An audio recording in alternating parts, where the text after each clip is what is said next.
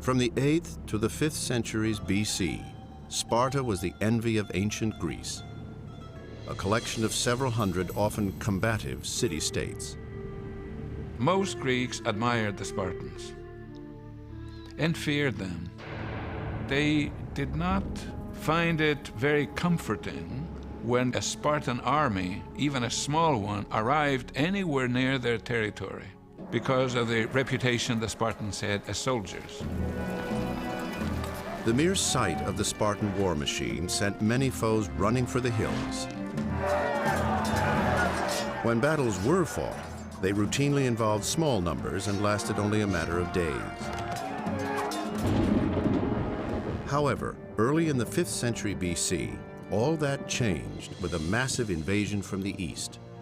Persia, a vast empire hungry to expand, steamrolled into Greece with a colossal army some 200,000 strong.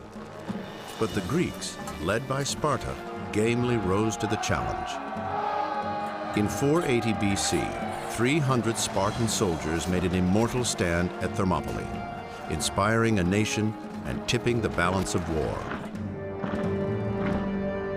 Then, 1 year later, on the fields of Plataea, the Spartans crushed the Persian infantry in one of the bloodiest days in history. General Pausanias and the legendary Spartan warriors under his command were hailed as heroes. Still, as the few surviving Persian troops limped home, the Greeks could only wonder, when would they fight again? They hadn't destroyed Persian power. They hadn't destroyed the Persian Empire. They hadn't taken away the Persian money, the vast troops that they had. So any sensible Greek would have had to consider the possibility that there would be more trouble from the Persians. The Greeks, who rarely agreed on anything, had created a shaky alliance to take on the Persians, one they managed to preserve under the leadership of Pausanias. But in 477 BC, Pausanias was replaced by an Athenian. Sparta was happy to step down as head of the Greek alliance and return to its role as hegemon, or leader of the Peloponnesian League, a loosely aligned confederation of city-states in southern Greece. The Spartans seemed absolutely bound and determined to retreat from any kind of global role. They just basically seemed to see their only real future as Peloponnesian-based, as going back, running their league, and that's that. Then there were the Messenians. Sparta had conquered Messenia some 200 years earlier and created a class of agricultural serfs called helots. But the helots outnumbered the Spartans by as much as 10 to 1, and rebellion was a way of life. Meanwhile, Sparta and Athens remained on good terms, despite a checkered past. The number one politician in Athens was Cimon, who was friend of the Spartans beyond all belief. The Spartans trusted Cimon, therefore they didn't worry too much about the Athenians. Everything was going pretty well. Cimon had great respect for the Spartans and their unwavering commitment to discipline and obedience. But fellow Athenian aristocrats who ruled the city did not think Sparta could be counted on if the Persians attacked again. The perception emerged that Sparta was a great threat. Likewise, the Spartans from early on felt that Athens now threatened them, threatened their dependencies and their allies abroad. So Athens began building its own formidable alliance, named the Delian League, after the sacred island of Delos, where the League's treasury was kept. Members included city-states to the north, most of the Aegean islands, and the city-states on the western coast of Asia Minor, formerly under Persian control. Athens demanded loyalty from its allies and payment of a heavy tribute to supply and maintain the navy. The League had to compel some states who didn't want to join on the grounds that you couldn't be a free rider. We were bringing you freedom from Persia. We were preserving freedom of the seas and what could allow you to get rich. You have to contribute. The Athenian navy's relentless patrol of Greek waters succeeded in eliminating the Persian threat. Almost immediately, several members of the Delian League wanted out. the Athenians and the other allies reacted the way Lincoln and the North did when the South felt that would be a good idea and said, no, you don't, and they used force to suppress those rebellions. So gradually, the Athenian navy got stronger, the allies got weaker, and this was turning into an Athenian empire. In fact, by 465 BC, the Athenians rivaled the Spartans in muscle and influence. With its commanding naval presence, Athens ruled the seas, while Sparta's celebrated army was unbeatable on land. Two power blocks with two very different ideologies. Sparta demanded that the city-states in the Peloponnesian League establish oligarchies, ruled by a privileged few. Delian League members were expected to embrace democracy. The two Greek giants were on a collision course for war when the unexpected happened. There is an earthquake that erupts in Spartan territory, kills a large number of Spartans. The Helots of Messenia take advantage of this natural disaster to rise up in rebellion. More than 1,000 Spartan men died in the earthquake, leaving only 9,000 hoplites to quell the uprising. Desperate, they turned to their friend Cimon for help. At great personal risk, he managed to convince a reluctant Athenian assembly to commit troops to Sparta. The Athenians send down a large army, a land army, ready to help the Spartans against their Helots. The Athenians show up, and the Spartans say, gee, we've changed our minds. And the Spartans then respond in this really extraordinary way with this terrific insult of sending that army packing, of sending them back home. And why they did this is because they were terrified and scandalized by what they saw. They saw these democratic Athenians walking around in an open and free way, and these Athenians asking, hey, how come you guys have enslaved the Helots? Don't you know you're not supposed to enslave other Greeks? And this really is the moment in which it's pretty clear that the two sides are not going to be friendly. The humiliating rejection by the Spartans outraged the Athenian assembly, further reducing the influence of old-line aristocrats. Cimon was made the scapegoat and ostracized from Athens for 10 years as punishment. Back in Sparta, the Messenian revolt raged on for another 2 years. Finally, in 462 BC, the Helots were contained. But more trouble was brewing to the north, where Athens continued its rapid expansionism by concluding alliances with Thessaly and Argos. That must have terrified the Spartans. Their ancient Argive rivals are now democrats. So the Spartans were worried in two ways about democracy. One was what it might do to their own society if that notion crept in, and two, how it might hurt their foreign relations because democracies were likely to join with democracies.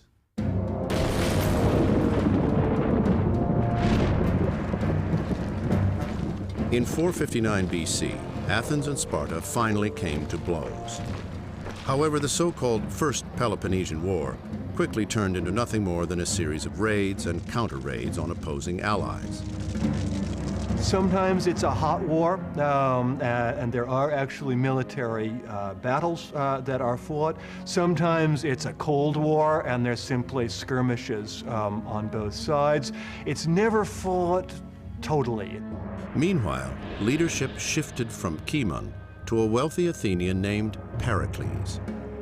Pericles was born into politics, and he would be a dominant force in Athens for the next 30 years. One of Pericles' pivotal gambits was to take over the Delian League's treasury, which had been originally under the control of the allies. In the middle of the 5th century, the Athenians moved this treasury from Delos back to Athens. And that was the crucial moment, I think, that when we saw that the Athenians were really taking charge. Suddenly, flush with wealth, Pericles embarked on a public building program, the scale, cost, and magnificence of which had never before been seen. And so began the great flowering of Athenian culture, known as the Golden Age.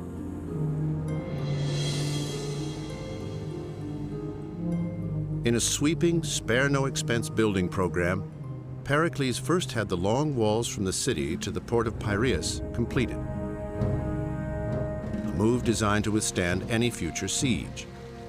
Athens soon became an island of invincible fortification, importing food and supplies from Crimea and Egypt, her powerful navy poised to repel any Spartan attempt to threaten supply lines. It's a commercial center as well as a naval, military center. So the Athenians had, so long as they controlled Piraeus and the access to it, they were pretty much secure from their grain supply being interrupted. Pericles also ordered work to begin on the temple complex atop the Acropolis, destroyed 30 years earlier by the marauding Persian army.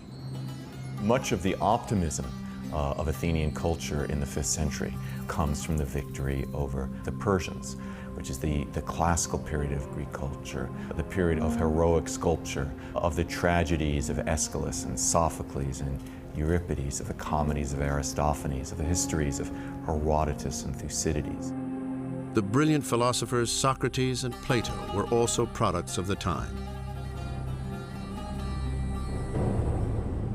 But perhaps the most spectacular achievement of all was the Parthenon, or House of the Virgin Goddess. Housed inside this magnificent marble structure was a giant ivory and gold sculpture of Athena, believed to be the divine champion of Athenian military power. If built today, the Parthenon would cost over $500 million, and it has endured as the masterpiece of Greek architecture. Under the astute leadership of Pericles, Athens became the center of intellectual and cultural life in the Aegean. A glittering city of some 60,000 citizens, it stood in stark contrast to grim Sparta, where the mounting influence of its neighbor to the northeast was cause for great alarm. I think the Spartans, when they see Athens as a rising power, the first thing they think is kill it, swat it, destroy it. We can't have rising powers. We can't have competitors. And so, by the middle of the 5th century BC, Athens and Sparta, the two most powerful city-states in Greece, were on the verge of full-scale war. By 450 BC, the balance of power had shifted from Sparta to Athens, where the Golden Age blossomed in all its splendor. In Sparta, however, this display of extravagance was greeted with fear and suspicion. More and more, the Spartans were feeling threatened by Athens' growing power. The Spartans are always very arrogant people, and for the Spartans, it's really important to be able to thrust their chest out and say, I'm number one, I'm top dog, and nobody else is top dog. To hammer home that point, the Spartan army invaded Attica in 446 BC, and shortly after, the Athenians offered a truce. The 30 years' peace was agreed upon by both sides the next year, and with it, the First Peloponnesian War ended. Sparta was content to turn inward, much as the United States did following World War I. However, over the next 10 years, the Athenians continued to interfere with the members of the Peloponnesian League, practically baiting Sparta out of its isolationism. Athens went all over the place, up in Macedonia and Thrace and in the Aegean islands, and crushed smaller cities and settlements that were friendly to Sparta. This was naturally perceived by the Spartans as the first but unmistakable steps of marching against Sparta itself. The Corinthians, really one of Sparta's most important allies, are absolutely convinced that Athens intends to break the Peloponnesian League to become the imperial hegemon of the entire Aegean. But the Spartans constantly pull back. They're not eager to take on these Athenians. It's not going to be an easy war. They're clear on that. The Athenians have a navy that they can't imagine confronting. Sparta simply doesn't have an effective navy to respond with. Building and manning a formidable navy took vast amounts of capital, and the Spartans had long rejected any form of money, believing it led to inequality at home and needless temptations from the outside. They don't even have coinage of their own. So a fleet of 200 ships has 40,000 men apart from Marines, that is to say from hoplites who serve with the fleet. That's a lot of human beings to be fed. The Athenians have a system for raising that money in order to support the fleet. The Spartans have nothing of the sort. And so Sparta remained defiant, refusing to be dragged into war. But the Spartans were forced to listen when the members of the Peloponnesian League called an emergency meeting in 432 BC. Many cities denounced Athens to the allies assembled at Sparta. By doing nothing, they said, the Spartans were encouraging the Athenians to commit further acts of aggression. Therefore, discontent, distrust arose along with the sentiment that this could be settled only by war and not through peaceful negotiations. Sparta's stated aim in ending the 30 Years' peace was to liberate Greece by restoring autonomy to Greek states subject to Athens. The Spartan strategy was simple: march on Attica and engage the Athenians in a land battle. And so they mobilized probably the biggest single army that the Peloponnesian League has ever fielded. It may have been 50 to 60,000 men. And in late spring of 431, they march northward through the isthmus up to the Megarian plain, and they go into the plain of Attica. This was the infamous Spartan war machine that enemies so feared, and Pericles was determined to avoid a head-to-head battle. Instead, he came up with a two-pronged strategy: offense by sea, defense by land.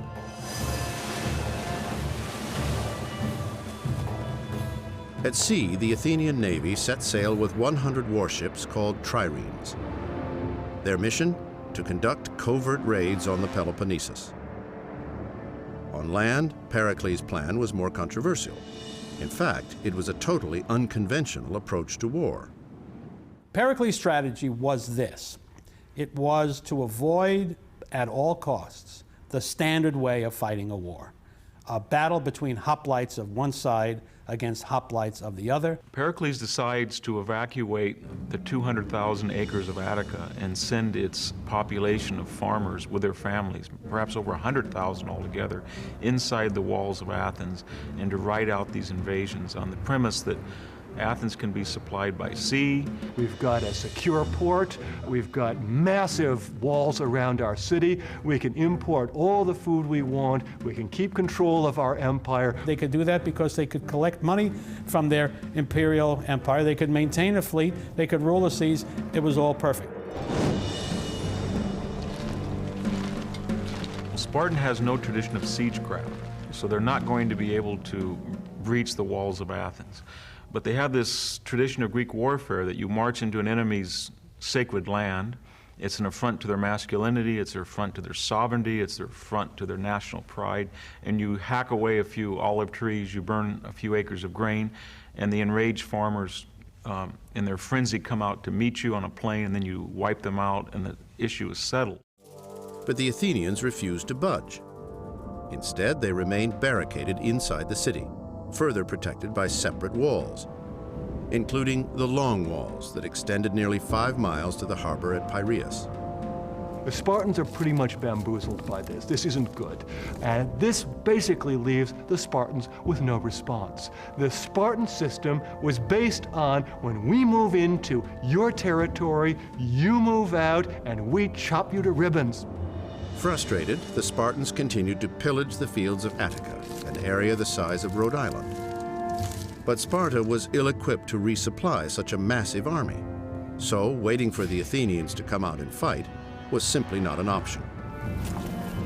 1 month after their arrival, the despondent troops packed up and headed for home.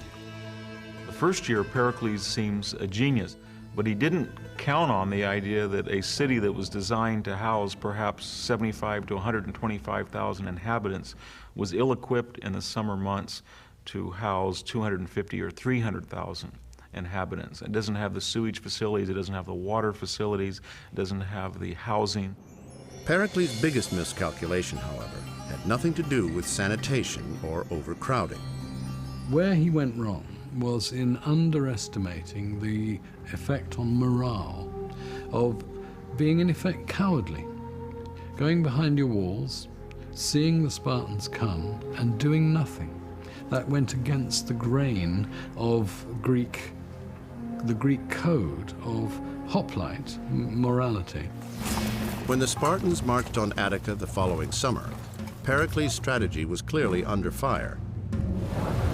Yet no one could possibly have foreseen what would happen next.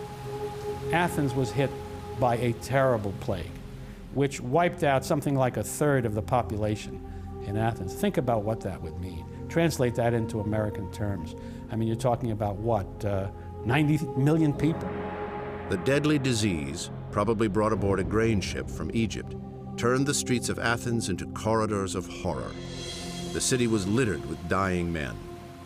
Young and old, rich and poor fell victim. The plague played no favorites. The effect of the plague was to cast Athens, and consequently its army and navy, into a state of disarray. And suddenly, the Athenian game plan doesn't look great.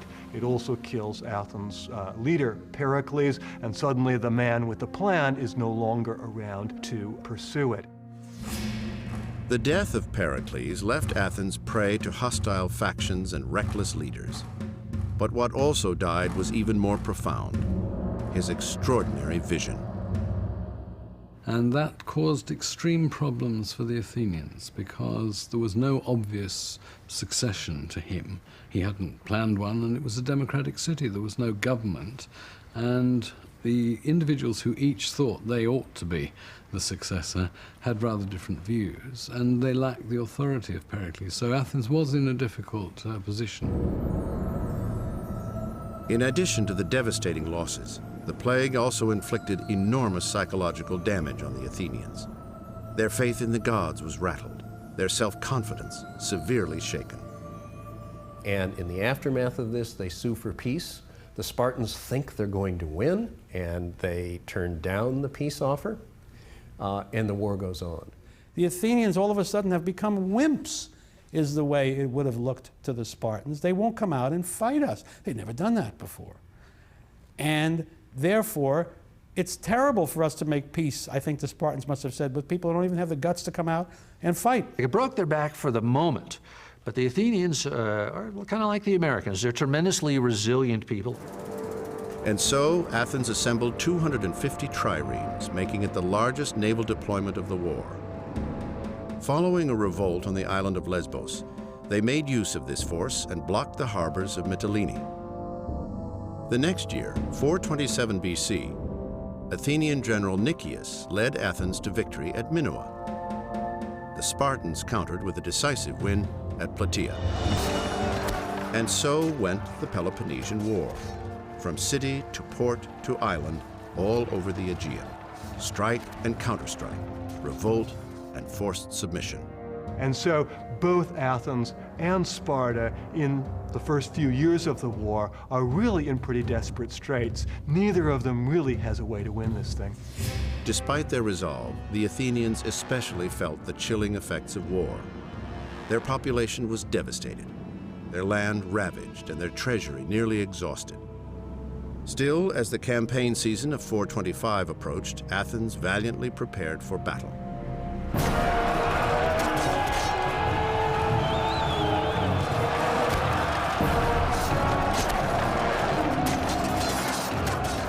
That summer at Pylos, on the western shores of Greece, the Athenians forced the unprecedented surrender of 120 Spartan equals. Shattered forever was the carefully cultivated myth that neither force nor famine could make the Spartans give up their arms. The Spartans were so upset at this loss of Spartan manpower, and also, by the way, nobody could believe that Spartans ever surrendered. It was inconceivable. It never happened before, so that they just wanted to wipe this whole thing out, but they also didn't want these men to be killed. It was these hostages that finally compelled the Spartans to make peace. But on what terms? After 6 grueling years of fighting, no useful result could be claimed by either side. Sparta was unable to liberate Greece from the grip of the Athenian Empire, while Athens had failed in its quest for absolute security. the very reason Pericles risked war in the first place. The expenditure of lives, suffering, and money, it seemed, was all in vain. Eventually, an uneasy peace would be brokered, then shattered, thanks to one of history's most colorful and unpredictable characters. The humiliating surrender of the Spartans at Pylos in 425 BC completely altered the course of the Peloponnesian War. Sparta, with 120 hoplites imprisoned in Athens, had no choice but to seek peace, under terms extremely favorable to Athens. For the Athenians, this was one victory to be savored. Spartans would never have come to this, no matter what happened to them, if something like that hadn't taken place. All Greece resounded from the shock. Spartan soldiers had laid down their weapons and surrendered. Sparta and Athens once again came to the table, but this time the political climate favored peace. Both sides had very powerful reasons for wanting to make peace. The Athenians had lost Amphipolis in the north, a major city, and with access to timber, trade routes, and generally that whole part of the empire was therefore slightly destabilized. The Spartans had lost a significant number of individuals, captured in 425, held prisoner as hostage in Athens. However, peace was elusive, and hostilities began to breed again. As the two sides drifted back towards war, Sparta threatened to fortify a post in Attica. With 120 Spartan soldiers still in captivity, it was risky. But the dangerous bluff worked, and Athens agreed to terms. The articles of the treaty, called the Peace of Nicias, were meant to be binding for 50 years. The fighting stopped, and the disgraced Spartan prisoners were finally set free. Theoretically, both sides laid down their arms, but it was kind of like a peace between Russia and the United States. It was a Cold War. Immediately, there were problems. Several of Sparta's allies refused to accept the peace treaty, including Boeotia, Megara, and Corinth. Peace of Nicias had to be consolidated by a separate agreement between Athens and Sparta, and that was in a way its undoing, because the other allies of Sparta and some of the allies of Athens thought, what are Sparta and Athens up to? What do they know that we don't? And there were particular outstanding grievances on both sides. Meanwhile, in Athens, a leader emerged, a man who loved to mock authority and rile the conservatives. A man who would prove to be one of the most flamboyant characters in history. His name, Alcibiades. Something of a tremendously ambitious guy, something like a JFK plus General Patton, sort of a forerunner of Alexander the Great, in that he came from an extremely wealthy family, had tremendous ambition, great war hero, student of Socrates, et cetera, et cetera. His father died when he was young, and he was a ward of Pericles, raised by Pericles in the great man's house. And I think that's a critical thing. You don't have to be Dr. Freud to see the influence here. For the rest of his life, he tried to be greater than Pericles, because that's the kind of personality that he had, which was mighty tough. He is loved by men, he is loved by women. He's clearly the most charming and most exciting man of his time, and he's a chameleon. Alcibiades was also unscrupulous and fabulously persuasive. He quickly forged alliances with some key Peloponnesian city-states, including Elis, Mantinea, and Argos. Predictably, this forced a confrontation with Sparta, and the uneasy peace of Nicias began to unravel. Meanwhile, the Argives are putting together an independent league of democracies in the Peloponnesus who want to fight Sparta, and Athens joins them, and there's this enormously important day in the history of the Greek world, in the history of democracy, that nobody knows about. It is the day of the Battle of Mantinea, which takes place in the year 418. Located right in Sparta's backyard, Mantinea was a battle that had to be won.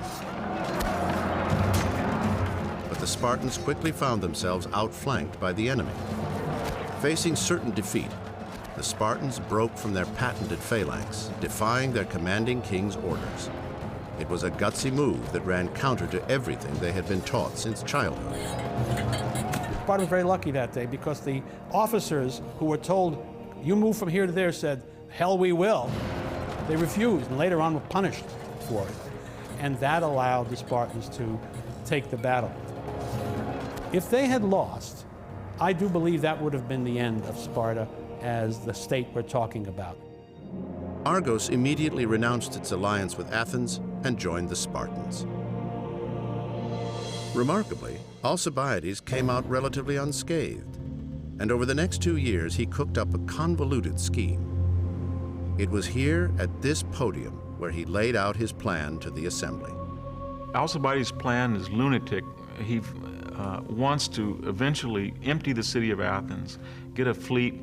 The final tally will be 200 ships, 40,000 men will sail 800 miles away and ostensibly attack a democracy that's bigger than themselves and is an ally of Sparta. The target was Syracuse, located on the island of Sicily, an area of rich arable farmland and vast mineral resources. Nicias was adamantly opposed to the plan, but he was no match for the charming Alcibiades. I compared Alcibiades with Bill Clinton, and I compared Nicias with Bob Dole. That is to say, a man too cautious and too conservative, a Spartan at Athens, whereas Alcibiades was the most Athenian of the Athenians, the most bold of the bold. And he took enormous pleasure in his capacity to outwit people. Nicias argued that it was imprudent to attack Sicily with so many troubles at home. But when the votes favored Alcibiades, Nicias was forced into a risky gamble. He says, look, Sicily's big and strong. We need a fantastic force if we're going to do it. And so his hope is that the Athenians will be scared off at the high cost of this and they'll stop. Well, instead, some wise guy, politician pops up, he says, yeah, like what? Nicias quickly realized his ploy had backfired, but it was too late. Athens, fueled by the fiery rhetoric of Alcibiades, was consumed by a lust for war. And they finally pass everything that he asked for. And they turn it into a monstrous expedition, which the negative bottom line is, if you lose that, you're probably finished. Alcibiades, however, saw it as a call to brilliance. He was thinking honor and glory, not defeat. But in a city rife with envy, his every move was suspect. Just before the grand fleet is supposed to go off, a really nasty business happens. Various statues of the god Hermes are defaced all of a sudden all over the city all at once. So the bottom line was a kind of a McCarthyism, a siege of McCarthyism happened in Athens, where people were arrested by the hundreds. Innocent people were turning stool pigeon, turning in their friends. They did it, he did it. Enemies of Alcibiades spread rumors that he was to blame. So Alcibiades faced the serious charge of sacrilege. Outraged, he demanded a trial without delay while his popularity was at a peak. However, his accusers conspired to postpone the arraignment. They would try Alcibiades in absentia, after the Armada set sail for Sicily. It would prove to be a decision with catastrophic consequences. In 415 BC, the Athenians prepared to launch an awesome armada of warships for the 800-mile voyage from Athens to Sicily. Under the dual command of Alcibiades and Nicias, the most costly force ever assembled was eager to conquer a land of abundant riches and eager to bring Sparta to its knees. But Alcibiades was operating under a veil of suspicion, accused of committing unspeakable acts against the god Hermes. And so off sails a great fleet.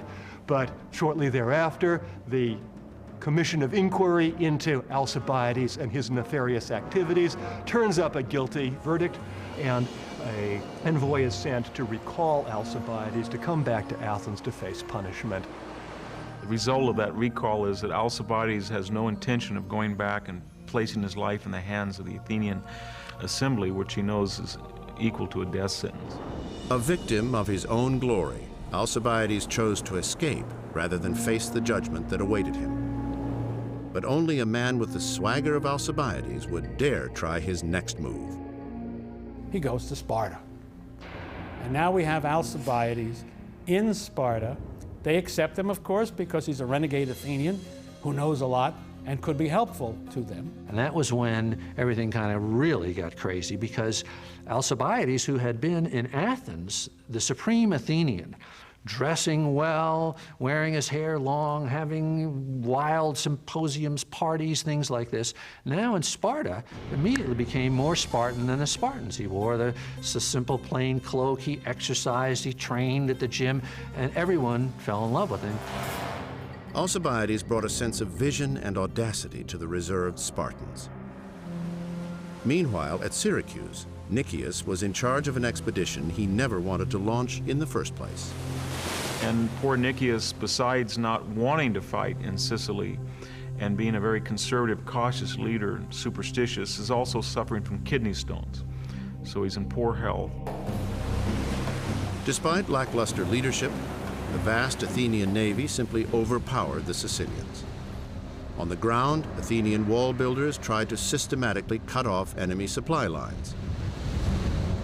Syracuse, once a pleasing mix of temples and promenades, was soon in ruins, her troops a study in disorder and insubordination.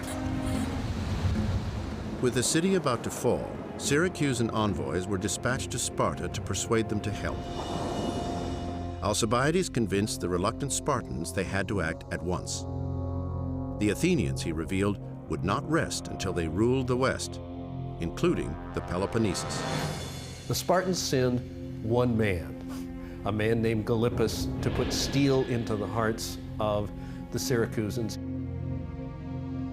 Unlike most Spartan generals, known for their cautious and conservative demeanor, Gylippus served with uncommon bravado. Gylippus set sail with only 4 ships and a small contingent of Marines, but they were a welcome sight to the outmanned Sicilians. And so the Syracusans both get a genuine military expert, someone who really knows how to get things done, and they also get somebody that they really trust. Immediately after Gylippus arrived in Syracuse, a counterwall was constructed to intersect the Athenian lines. Then, over the next 12 months, Gylippus refashioned the army and navy to reflect Spartan discipline and order. And he just whipped the Sicilians into shape, just turned them into crack troops, little by little by little, instituted certain things. He instituted the common messes, and Sicilians and Spartans were Dorians. They were ethnically related, so they had certain common societal structures, and he exploited these things, and he turned them over a period of a year into crack troops, and they defeated the Athenians in an incredible battle in the great harbor of Syracuse, where the Syracusans had a wall of ships across the mouth of the harbor. At day's end, most of the Athenian fleet was destroyed by the Spartan-led Sicilians. Casualties were massive, the sea becoming a carpet of dead and dying bodies.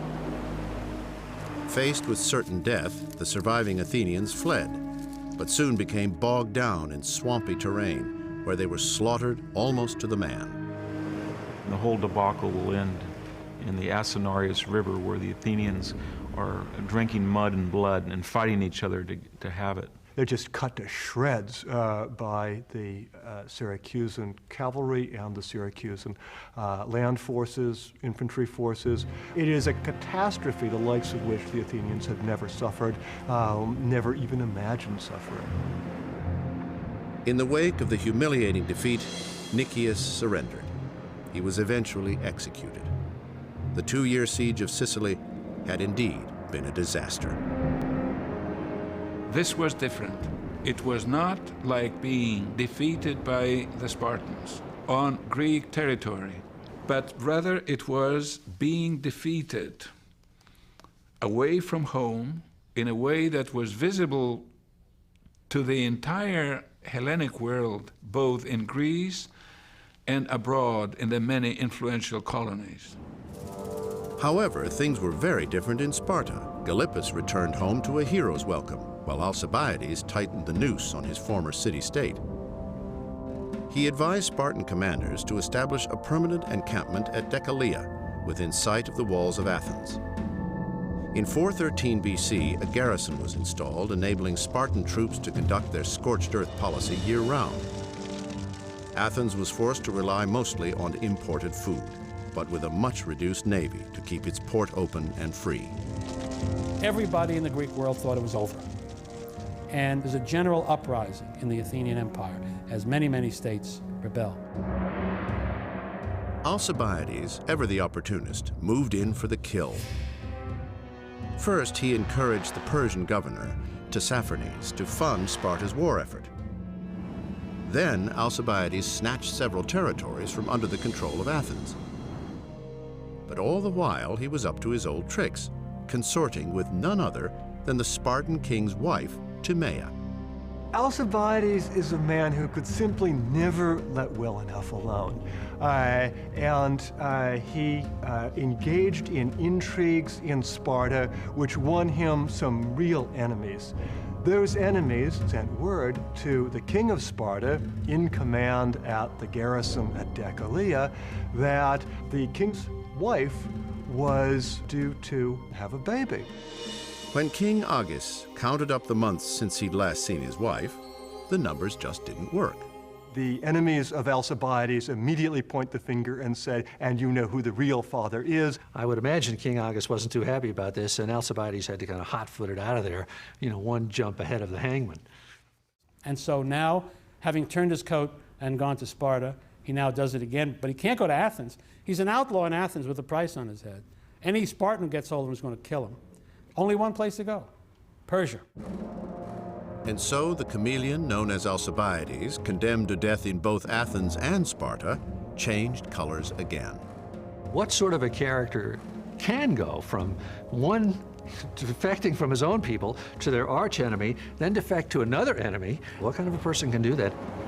Fate, it seems, wasn't done with Alcibiades, and neither were the Spartans.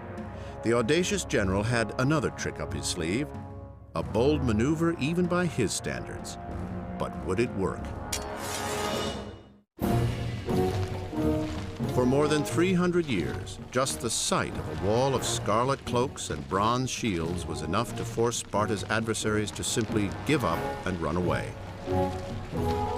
What was at the heart of this great society that allows it to prevail even when vastly outnumbered? To attempt to get a glimpse into the mind of the Spartan warrior, one can turn to some of the last vestiges of Spartan society, their poetry. The significance of Tyrtaeus' poetry to the Spartans was great because he was a powerful poet. He raised the morale of the Spartans through his poetry. He became, in a way, the voice of Sparta. It is shocking when an old man lies on the front line, an old warrior whose head is white and beard gray, exhaling his strong soul into the dust. An abominable vision, foul to see. But in a young man, all is beautiful when he still possesses the shining flower of lovely youth. Alive, he is adored by men, desired by women, and finest to look upon when he falls dead in the forward clash. Let each man spread his legs, rooting them in the ground, bite his teeth into his lips, and hold. This was the Spartan mindset that allowed a small, vastly outnumbered Greek city-state to enslave 250,000 people, strong-arm hostile neighbors into forming powerful alliances, and defeat the million-man Persian army. Now, near the end of the 5th century BC, Sparta was embroiled in the Peloponnesian War, fighting for control of its most powerful neighbor, the Athenian Empire. And for the first time in their history, Sparta was on the ropes. Earlier battles had created heroes and created heroic values, but the Peloponnesian War destroyed heroes and destroyed these values. Cities were besieged, hostages were slaughtered, innocent people were butchered. It was the first modern war where the old niceties were ignored. In order for Sparta to prevail in this new kind of war, they needed a larger, more powerful navy. In order to get that navy, Sparta needed something that it had never had before: money. For funding, the fledgling Spartan fleet turned to the only power that despised Athens more than Sparta did: Persia. Persia considers an alliance, but is dissuaded by its newest tactical advisor. He is none other than Alcibiades, the same man who had been Sparta's staunchest supporter for the previous 2 years. He's always pushing the envelope. He is always doing that which is forbidden. And he's the kind of man who likes to sort of do a little dance around his own capacity to get away with what other human beings can't get away with. With the ear of Tissaphernes, the Persian governor of Asia Minor, Alcibiades, the legendary Athenian turned Spartan, was now on his third side of a two-sided war. Alcibiades has persuaded Tissaphernes that really what he should do is wear out both the Spartans and the Greeks by not giving the Spartans sufficient support. Let you and him fight, was the policy. A very clever policy for Persia. However, the Spartans were able to collect funds from various interested governments and individuals in order to build their new navy. Meanwhile, Alcibiades continued to display some loyalty to Athens, and as a result was no longer trusted by Tissaphernes. Fearing arrest, Alcibiades left Persia, but only to rekindle his influence in Greece.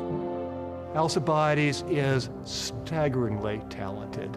He is a man who has got a brilliant education. He is charismatic. He's spectacularly wealthy. Everything he touches turns to gold, or at least for a while. Alcibiades turned his charismatic touch once again to Athens, the same country from which he had been expelled 4 years before. In 411 BC, a handful of still loyal supporters appointed him once again as Athens' supreme military commander. Aristophanes in the Frogs has a line that I translate this way about Alcibiades: they love him, they hate him, they cannot do without him. And in the beginning of his now second time in power, Alcibiades seemed to be leading Athens to victory. Although Sparta now had a superior fleet, Athens tenaciously held on to its empire. They just beat the Spartans time after time after time. In fact, the Spartans didn't win a battle until Notium in 407 BC, when Sparta, under the leadership of Admiral Lysander, destroyed a great number of Athenian ships. But the real significance of the Battle of Notium is that it destroyed something more precious: Alcibiades' alliance with Athens. Alcibiades is in command of the fleet at Notium, and for reasons that we simply don't know, he leaves the fleet in the hands not of another elected general, but of his own personal ship's steersman.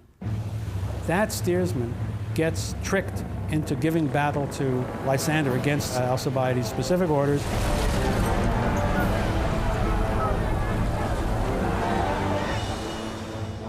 The Athenians are defeated and almost finished off. So after that, Alcibiades can never come back to Athens again. In 405 BC, Sparta was poised to decimate what remained of the once great Athenian navy. Lysander planned a final assault on the Athenian forces at Aigos Potamoi. In exile, Alcibiades learned of Lysander's plan and went to the front lines to warn his former Athenian friends. When he was deposed, the Athenians went into the toilet, and then finally at the last gasp, he came back with the advice that would have saved them, which they ignored. They refused to listen to him. We don't, after all, Alcibiades, you're not a terribly trustworthy character, which he was not. He was right in this case, however. The Athenians lose. Alcibiades' luck had finally run out. The Athenian loss sent him into hiding, and in the process, he was robbed of most of his money. Alcibiades goes on to die rather ignominiously, probably as part of another love affair gone wrong, and is killed by irritable relatives of the girl. He took enormous pleasure in his capacity to outwit people. He outwitted himself in the end. But along the way, the path that he followed is simply extraordinary. I mean, there really is no other figure in Greek history who is quite as colorful and as interesting. And of course, in the end, it's fatal to him.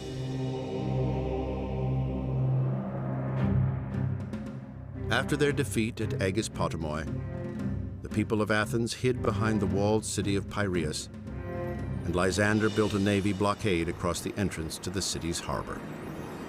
The Athenians have lost their last fleet. They have lost the capacity to resupply the city. It's really only a matter of how many months can they hold out before they starve. Athens fell in March of 404 BC. Lysander entered the city and took control of its government and its people. The 27-year Peloponnesian War was over. People in Athens were petrified that the same thing that they had done to other cities during the course of the war, killing all the men, enslaving all the women and children, was about to be done to them. There certainly was pressure from Thebes and Corinth, Sparta's most powerful allies, to burn Athens to the ground and enslave its population. But Sparta ultimately chose a different fate for Athens.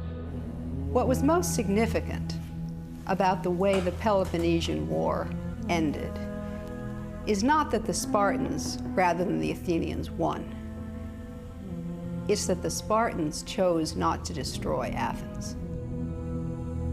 There were certainly people in Sparta who wanted to, and there were many Athenians who expected that this would happen. Sparing Athens, however, was not done out of mercy, but out of political necessity. The allies of Sparta really wanted the Athenians dead. But Lysander and the Spartans realized that by destroying Athens, they would create a power vacuum that would be filled by Thebes, with which the Spartans were already having trouble. For Sparta, the question would be, if we don't destroy Athens, what will we do with it? The beginning of a new era in foreign policy will actually be the beginning of the end for Sparta.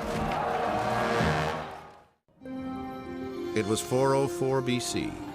The 27-year-long Peloponnesian War was over, and so was the golden age of Athens.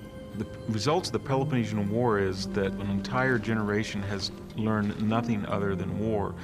There's a whole generation who have not been able to invest their creative talent in architecture, literature, town planning. And so we see the great buildings on the Acropolis that are not finished.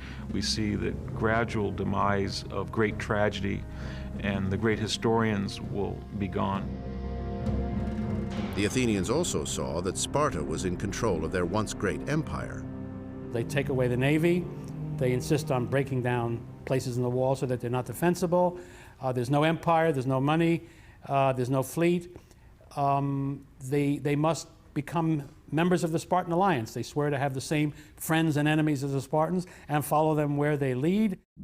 A new government was installed in Athens to essentially remake the democratic city-state into a mini Sparta. Sparta made it its business to replace democracy everywhere it could with oligarchy. The Spartans thought that democratic regimes were too warlike, inspired too much popular enthusiasm, too disorderly, and too exposed to foreign ideas. The terms of the peace that Sparta imposed upon Athens were that they should establish an oligarchic government, overseen by 30 pro-Spartan Athenians, and it came to be known as the 30 Tyrants. The takeover of Athens was Sparta's first attempt at nation building, and it was a dismal failure. Under the direction of Lysander, who was a far better admiral than diplomat, the so-called 30 Tyrants began a terror campaign against anti-Spartan forces inside Athens. And they do terrible things. I mean, this is the worst internal civil war that Athens ever has. They kill something like 1,500 Athenians. It's an amazing number when you realize that the number of Athenian male adult members of the citizen class at that time might be around 25,000 people. It was so bloodthirsty that the Athenian democratic exiles who marched back into Athens to retake their city had the support of the king of Sparta. King Pausanias, who is now one of the kings in Sparta, is a traditionalist, very opposed to Lysander, very opposed to everything that's going on.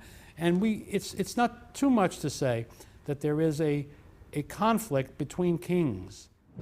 Within several months, the victory over Athens had irrevocably divided Sparta, forced the rest of the Greek world to pick sides, and led to the mass murder of everyone in the middle.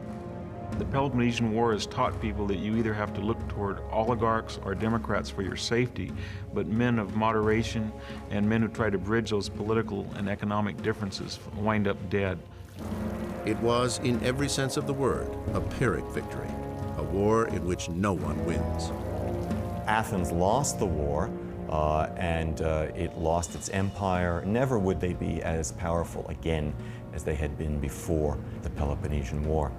The funny thing, though, is that although Sparta won the war, it too was devastated. It's very ironic that at the very moment of their victory, the Spartans are really laying the groundwork for their own collapse. After the installation of an oligarchy in Athens, Lysander supported the takeover of as many other city-states as possible in the former Athenian Empire. Sparta quickly sets up 10 oligarchs in each of the Athenian allied states. Instead of being liberated, the people were indoctrinated into a system that had them wondering if they had been too hasty in rejecting Athenian rule.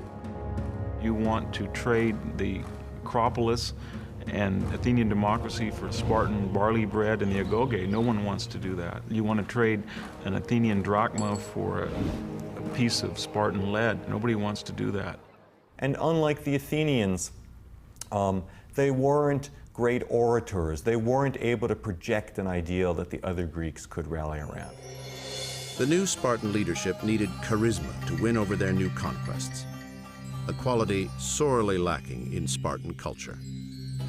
The fundamental weakness of that culture is the Spartans lack imagination. That's not prized at Sparta. They lack boldness, and they are not charming. They treat the other Greeks like dogs. And they do so because they think of themselves as being a breed apart, of being something absolutely superior to others. There's a whole series of Spartan generals and leaders who go overseas and are brutal to the very people they're in charge of winning over. And what the Greek world has done is substitute an enlightened imperial master for sort of a brutal thuggery of inept Spartan commanders. The type of discipline that they could impose on their own troops, that was one thing. But when they started imposing it on other people, they would make sailors would have to stand with iron anchors on their shoulders all day. That kind of thing didn't go over too big. They weren't too popular. And here I think we have to go back to thinking about the training of a young Spartan. After all, who outside of your unit really matters? The world is a place to be exploited for the good of people who matter, and that's exactly the way they treat the Aegean. They act simply rapaciously in a way that pretty quickly has them involved fighting some of their own allies. A brutal, imperialistic Sparta hell-bent on taking over the Greek world was not the reason why Sparta's allies fought for 27 years in the Peloponnesian War. Sparta is ready to step in as the next great imperial power. This is shocking to Sparta's allies. The allies of Sparta had supposed that Sparta was going to be a liberator, was going to create a free Aegean, free of the imperial state, Athens. The Spartans don't see it that way. They see basically the opportunity to take just what they want. The first city-state to successfully rebel against Spartan hegemony was the first that fell, Athens. In 403 BC, the Athenians returned to Piraeus and led a successful revolt against the 30 tyrants of Lysander. Aristotle wrote that there is little point in creating a culture based solely on martial valor, because there is this thing, peace, with which one has periodically to deal. The Spartans didn't understand this. They could be counted on, once they had won the war, to lose the peace. A year didn't go by in the 4th century when the Spartans didn't manage to alienate someone who had once been their ally. They had an uncanny gift for this. Sparta's fatal mistake in the years following the Peloponnesian War was underestimating the importance of keeping their allies happy. No city-state in Greece, no matter how great its military prowess, could run the Greek world without the help of other allied states. They also had to worry about managing the 800-pound gorilla in their corner, Persia. Sparta had to figure out some way to keep these states as its friends. Instead, what Sparta does is alienate every last one of them. And that is a recipe for disaster. In short order, Sparta managed to ignite the hatred of its two largest, and up until this point, loyal allies, Thebes and Corinth. There is a breach very quickly between them and some of their allies who are too powerful just to ignore them. Within a decade of their great victory, Sparta is again at war. And this time, the invincible Spartan war machine would be broken beyond repair. Around 398 BC, the winds of change blasted into the Spartan capital. King Agis, who had supported and defended the new imperialistic vision of Sparta, died. His brother, Agesilaus, took over the Spartan throne. King Agesilaus, who is an out-and-out imperialist who wants to dominate Greece proper, who wants to impose governments made up of his friends wherever he can, so alienates the Greeks, and most powerfully the Thebans, as practically to awaken a new Thebes in its hatred for Sparta. Thebes had been a long-standing and steadfast Spartan ally. Located in the region known as Boeotia, Thebes was a geographically strategic ally during the Peloponnesian War, and Sparta used Thebes to conquer Athens. But unbeknownst to Sparta, Thebes used the war to become steadily stronger and wealthier. Any wealth that is found in the countryside is carted off by the Thebans. Furthermore, in the course of the war, the Thebans begin to feel their oats as a military power, and they are able to unite Boeotia. The Thebans also used the waning days of the war to create a new, stronger kind of government. While all the Peloponnesian War has been going on, there's been a miraculous revolution in Thebes, where a very conservative rural yeomanry has suddenly created a democratic society which has involved all of their population. The thought of a democratic Thebes so close to Athens was a terrifying prospect for the Spartans. When they caught wind of what was brewing among their allies' citizenry, Sparta did what was apparently their one and only form of foreign policy. The Spartans, rather than mollifying the Thebans and sharing power with the Thebans, go for the jugular and attempt to turn Thebes into a Spartan client, to squelch Theban democracy and to destroy Theban independence. Sparta has these very brutal attacks on Thebes and tries to overthrow the government. There creates a backlash, and that backlash doesn't stop with anti-Spartanism. It creates a democratic groundswell, and there is created a national Theban army of 10,000 hoplites who are in physical ability, training, and strategic thinking every bit as effective as a Spartan army, and they're angry at Sparta. The Theban army was under the command of Epaminondas, a man who was greater than anyone before him, and who would have the single greatest impact on the future of Sparta. He was a great general who contrived tactics that had never been used before. In the beginning, King Agesilaus of Sparta was undaunted, and he was able to keep an oligarchy in place. But with every battle that Agesilaus won, Sparta was losing something very important. In the long run, what he ends is stripping Spartan resources, losing a substantial number of Spartan men in battle, and helping to train the Thebans in the new order of battle that would emerge in this new age. He shows some real talent. He is militarily extremely astute. He shows some real political talent. But Agesilaus doesn't seem to pay attention to the really basic notion of Spartan statecraft, and that is, don't fight the same enemy too often. Don't let them learn your tricks. Epaminondas not only learned Sparta's tricks, he figured out how to fight back and win. They engaged the Thebans far too many times, and they had the misfortune of dealing this time with a rising military power that was every bit as tough, but was now adopting new and very effective military tactics. Epaminondas had another powerful weapon at his disposal: Athens. Since the ousting of the 30 tyrants in 403 BC, the Athenians had slowly but surely rebuilt their fleet, trained a new generation of citizen soldiers, and developed a stronger democracy. It's profoundly ironic that its defeat by Sparta in the Peloponnesian War was one of the best things that happened to Athens, if you look at it from the standpoint of democracy. Because after the bloody oligarchy that the Spartans had established, democracy in Athens was there to stay. Athens was an important ally of Thebes throughout the first bloody decade of the 4th century BC. Thebes also built strong alliances with Argos and Corinth to form a united front against Sparta. Now, this is the really key one, Corinth, because Corinth was the key member, the single key member of the Peloponnesian League.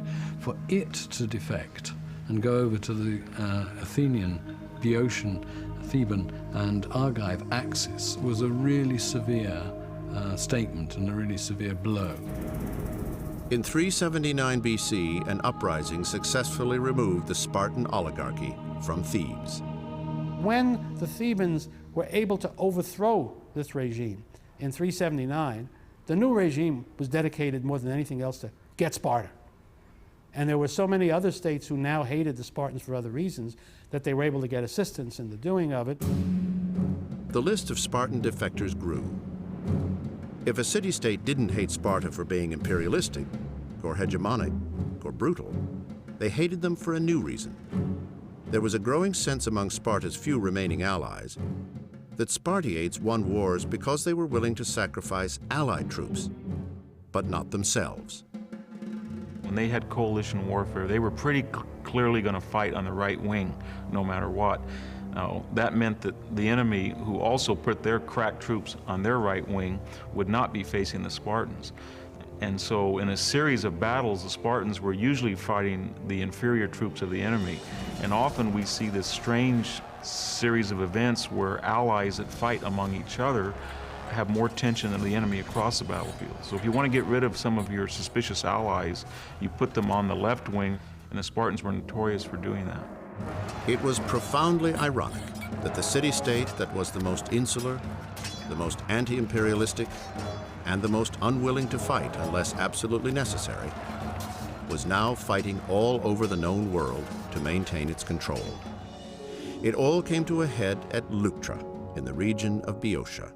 Partly because they have been oppressed by the Spartans, partly because they have worked with the Spartans and learned from them, and partly because they have a remarkable generation of leaders. Talk about your greatest generation. The Thebans finally pull off the inconceivable. They defeat a Spartan army in a hoplite battle. In 371 BC, the Spartans returned to a newly democratic Thebes for one more attempt at a takeover. They were met on a plain near Leuctra by Epaminondas, his elite 300 warriors of the Sacred Band, and a massive allied troop force. Thebes also had radically new tactics that would challenge the Spartan phalanx.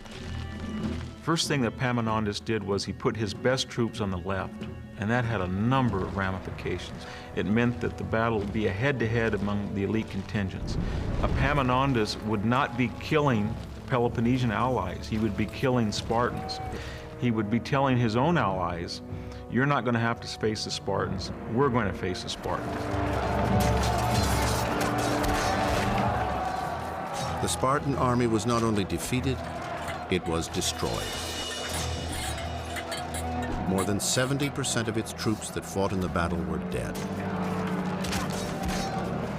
Two main reasons why Sparta loses the key battle of Leuctra. One is its inflexibility, the fact that it's unwilling to or unable to respond to innovations, for example, deepening the line, new special forces, new equipment, and so on. But the other is simply numbers. The Spartans don't have enough men anymore. They simply don't have the 9,000 men that they had been able to fight with in the Persian Wars. They don't have the 5,000 men that they fought with in the Peloponnesian Wars. They're down to a handful of full Spartans. The ones that are left fight well, there are just not enough of them. Epaminondas simply bowled the Spartans over. They killed 700 of them, which they could ill afford to lose, and they discredited the entire idea of Spartan military invincibility. And then most importantly, Epaminondas did not see that as the end of things, but as the beginning. After its defeat at Leuctra, a battered and demoralized Spartan army retreated to its homeland to regroup. It's a devastating defeat for the Spartans, but it needn't have been a death blow, and it wouldn't have been a death blow if the Spartan system had the reserves, if it had the flexibility, the resources to respond to defeat. It's an indictment of the Spartans that this is precisely what they don't have. Sparta's greatest asset, their social and political structure, was now their greatest liability. What had been once the source of their power and stability was now the source of their weakness and inertia. In 362 BC, the Spartans were defeated again by the Thebans at the Second Battle of Mantinea. The Spartans were so wrapped up in their old-fashioned ways that they failed to learn from experience again and again, the most astonishing instance of which is their failure to win at Mantinea when they were confronted with exactly the same tactics that had defeated them at Leuctra. You stick your neck out. If somebody hits you, you don't do it again. You do something else. You learn from it. But Sparta did not go for innovations. It was in its character to be conservative and to retain what was there. Not only had Sparta lost its edge in traditional hoplite battle, it was incapable of the kind of flexibility needed to meet the challenge of new forms of battle. Warfare has evolved into naval warfare, to siege warfare, and all those require different skills than just valor or strength. They require knowledge, they require science. Once a city-state says we're going to poison your water, or we're going to fight you at night, or we're going to use slingers or archers or javelin throwers, then the Spartan system starts to collapse. Warfare evolved, but Sparta did not. They continued the brutal practice of exposing unwanted infants and forcing young males to the trials of the agoge. Perhaps they're being too rigorous in weeding out genetically inferior persons. By 370, we're down to as few as 1,000 adult males. Ironically, the Spartan ideal of valor contributed to the decline. Developing a system where cowardice was a sin had left the best fighters not in Spartan regiments, but in Spartan graveyards. Definition of cowardice would not necessarily be the one that we would use. It would not necessarily mean running away. Sometimes it meant surviving in a battle where everybody else was killed. The assumption was if you were any good, you would have been killed too. The population decline was also the result of a Spartan birth rate that had been rapidly falling for at least a half-century. Surely those nocturnal escape visits, visited by punishment if one were discovered, couldn't have been all that frequent, must have discouraged the opportunities for producing children, and must have contributed to the infamous decline of Spartan population over time. If you want to have a vibrant population and you want to have women having children at 15, 16, 17, 18, which is necessary in the ancient world, given the prevalence of childhood diseases and the low survival rate of young kids, then it's a prescription for disaster. Although there was a desperate shortfall of elite warriors, the Spartan system was conspiring to decrease their ranks even further. Downward mobility was so easy, and upward mobility was virtually impossible. You could be demoted from the ranks for having failed to provide dinner for your messmates, for trembling in battle, from any number of other social sins. And there's really no way to come back up. And so the Spartans developed a very dangerous sort of floating population of people who were Spartiates by birth, Spartiates by training, but had been deprived of Spartan citizenship. And so they were dishonored in a society in which honor was everything, and they would mean trouble. That Sparta could allow this to happen, that it wasn't willing to make the ideological shift, and quite frankly, to commit the wealth to recruiting new members of the elite, is a terrible indictment of Sparta. And it bespeaks a state that was perhaps not fully in touch with reality. And so now, for the first time in its long history, a weakened Sparta will be invaded and forced to defend itself on its own soil. Now, at its weakest point, Sparta had to face its biggest challenge. Epaminondas, the visionary Theban general, had a new vision: to redraw the map of the Peloponnese and cut off Spartan power at its source. He was interested not just in destroying Spartan physical power, but destroying the myth of Spartan superiority, because that's really what was necessary to put the nail into the coffin. He understood that Sparta could not exist in anything like its traditional form if the Helots were freed.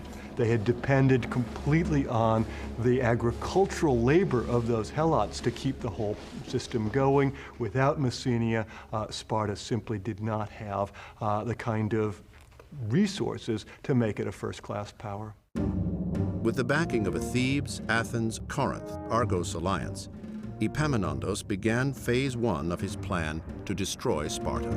In early 369, he arrives in Messenia and announces that Messenians are no longer Helots, but will revert to their ancestral status as free and independent Greeks. It's a very remarkable phenomenon, rather as if in the Old South one day you have black slaves and the next day they are citizens of their own state.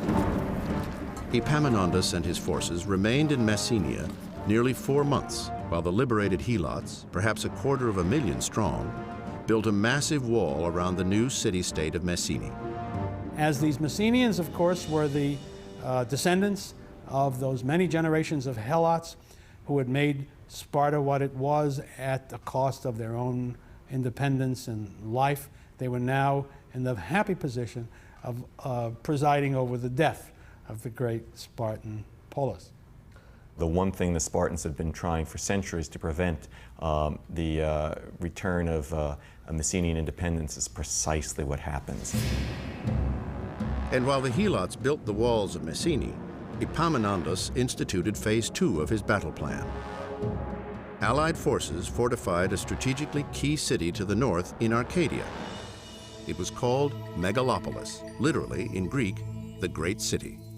Here was another strong, powerful city, fortified in the hands of people who had every reason to fear a resurgence of Sparta. They hem the Spartans in, and they ensure that never again can Sparta have the power that it once had. From that moment on, Sparta becomes a dinosaur. Epaminondas was now poised for invasion. He had the Spartans cornered, and he had 70,000 troops at his disposal. He was an absolutely brilliant man because through sheer moral authority, he created an army of retribution. First foreign army to be in the valley of Laconia in 600 years.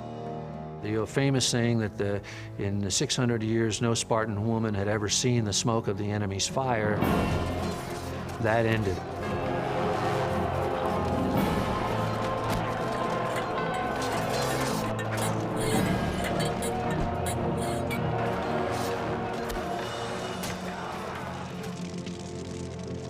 In response, Sparta did what it had never done before.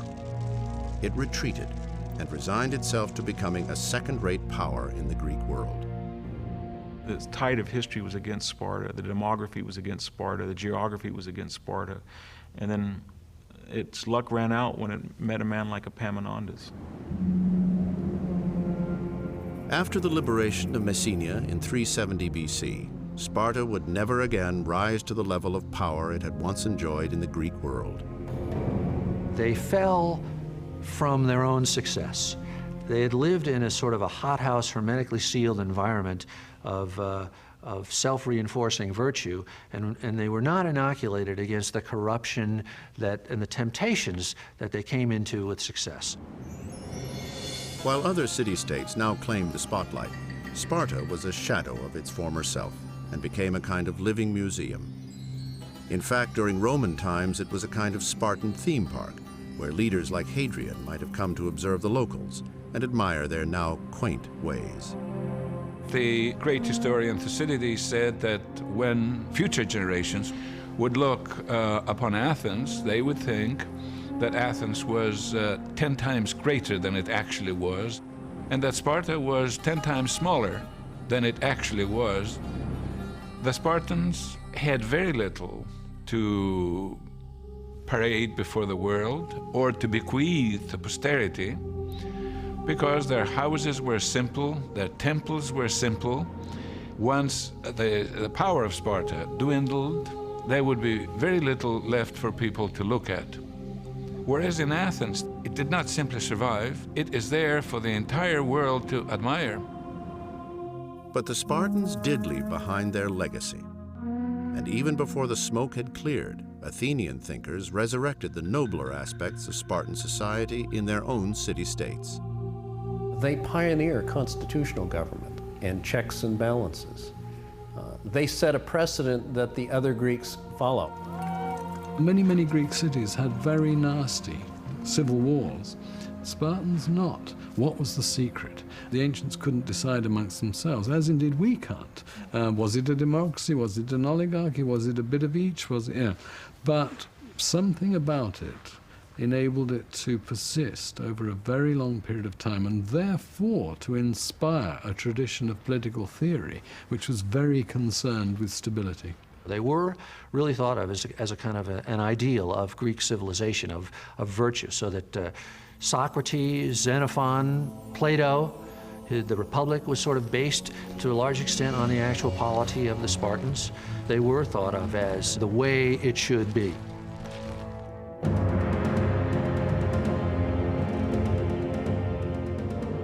And during the next 20 centuries, philosophers and politicians would return again and again to the glory that was once Sparta.